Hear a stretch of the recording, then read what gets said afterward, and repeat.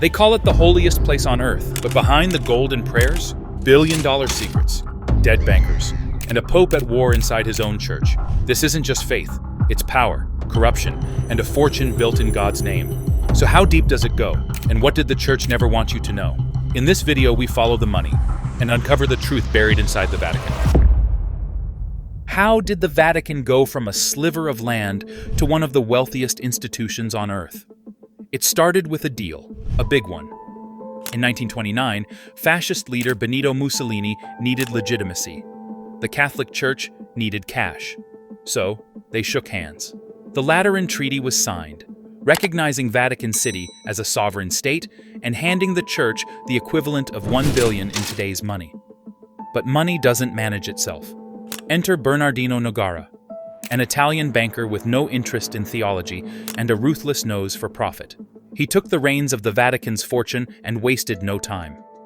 Under Nogara, the Church invested in everything: insurance firms, utilities, banks, weapons manufacturers, even companies tied to Mussolini's regime. Yes, weapons. And no one asked too many questions. When World War II erupted, things got murkier. The Vatican stayed neutral, but its finances didn't. Through shell companies and secret accounts, Nogara moved money across borders, sometimes to the Allies, sometimes to the Axis. Whoever paid better. And with every covert deal, the Vatican's empire grew, and so did its appetite for power. But behind that empire was a time bomb. Because once you chase profit without oversight, corruption finds a way in. And in the decades that followed, that door, it wasn't just opened, it was blown wide open. Fast forward to the 1970s.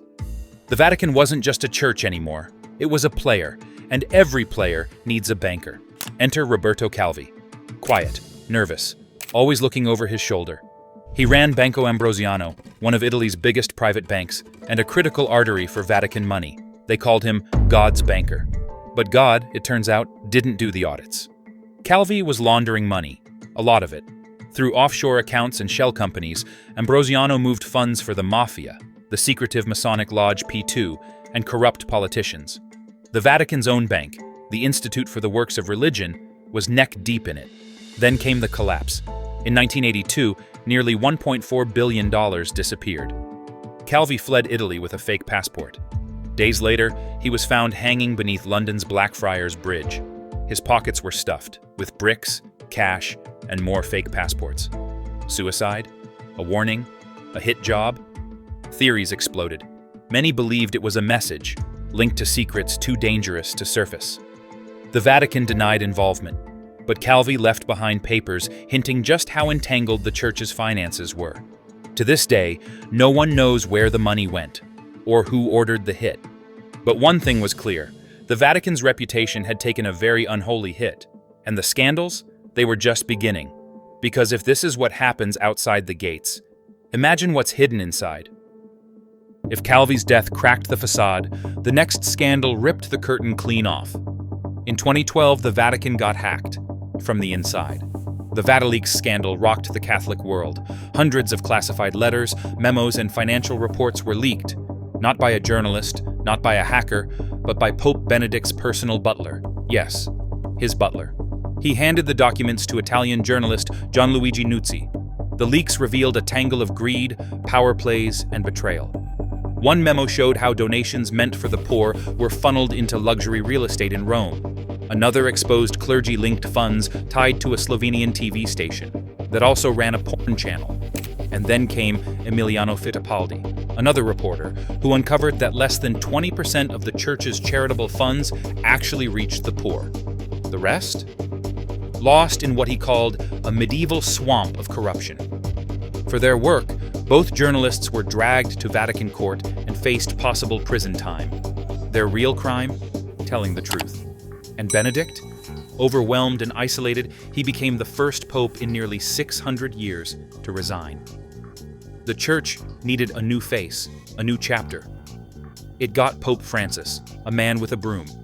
But before he could clean the house, he'd have to walk straight into the London mess. Pope Francis entered the Vatican with humility and a mission. No limos, no gold rings, just plain shoes and blunt honesty. He promised to clean up the church's finances, but the mess ran deep. Then came the London property scandal. The Vatican had quietly invested $350 million into an office building in one of London's most expensive neighborhoods. The money? Taken from Peter's pence, the fund for the poor. But instead of helping the needy, it lined pockets. Middlemen and brokers skimmed $40 million in fees. A Sardinian woman with zero finance experience ran the deal, and the Vatican's second most powerful office, the Secretariat of State, greenlit it all. At the center, Cardinal Angelo Becciu, once a close ally of Francis. When the investment tanked, losing nearly $140 million, Francis didn't flinch.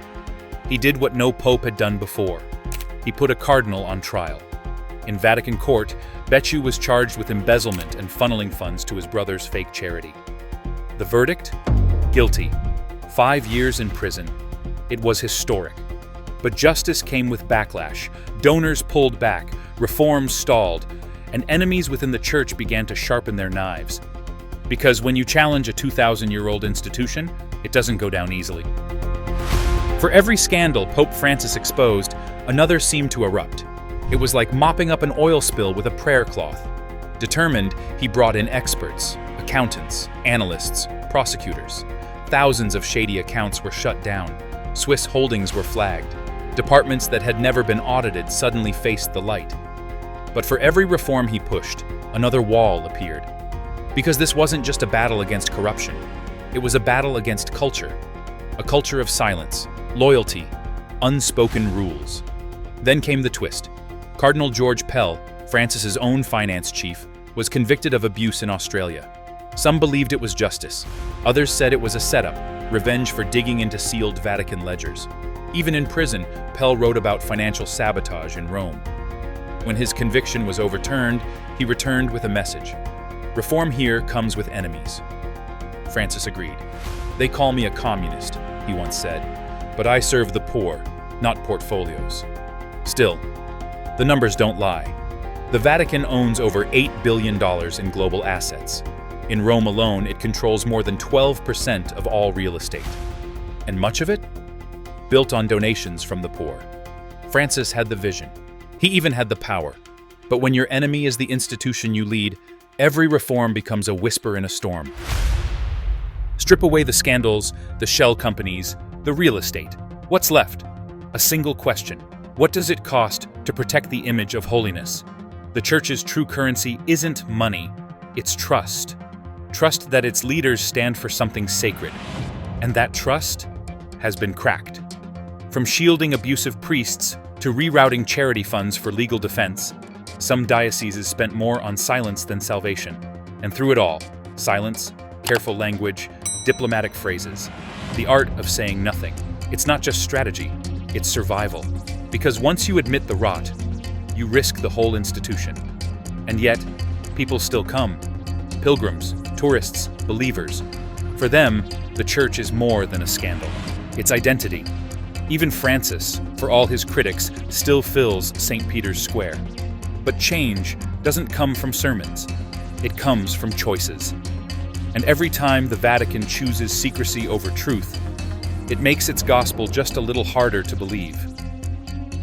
The Vatican didn't get powerful by accident. It got there by mastering the story. A story of eternal life, of sacrifice, of salvation, and yes, of donation. And for many, that trade has built real good. Orphanages, hospitals, hope. But behind that story, there's a second ledger. One not bound in leather, but in ledgers, spreadsheets, and stock portfolios. Swiss accounts, London real estate, offshore firms. A gospel measured not in verses, but in value. Pope Francis tried to rewrite the ending. He fired bishops, closed loopholes, and unsealed vaults. But he may be remembered more for what he tried than what he changed. Because when power has centuries of practice, change doesn't come easy. Still, here's the truth. The Vatican isn't just stained glass and saints. It's a mirror. One that reflects not just the sins of the Church, but of the world it lives in. A world where power hides behind an image, where wealth buys silence, where faith and finance dance in lockstep. But maybe, just maybe, by holding that mirror closer, we inch towards something better, even in the house of God. The Vatican's wealth built monuments, but it also built myths. This isn't just a story of faith gone wrong. It's a story of what happens when belief collides with business, when the pursuit of holiness is undermined by the hunger for control. Because behind every golden altar, every billion-dollar deal are people. Some complicit, some courageous, some still waiting for justice. Francis may have been the most reform-minded pope in centuries, but even he walked a tightrope between ancient traditions and modern demands for truth.